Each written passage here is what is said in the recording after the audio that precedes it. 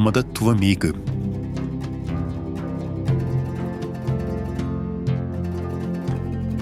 یوناتان، این داوود آشنات ده و دورست باز خودشونه می نماد.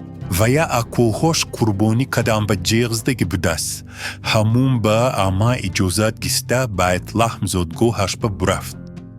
هی تو به ذات الکداستی که طرفی داوود میگفته که ده من نمیدانمه. هی همینه دانستمان تا این پیسری ایشوی زنده تو تختی پادشاهی نمیبینی. رو تز آدم فستانده و اینجا بیاران. دا داوود چوکت که ما یکستان در کر.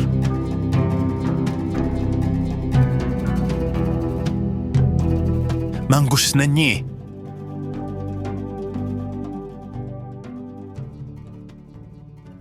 خداوند به من گفته است تو پسری من هستی.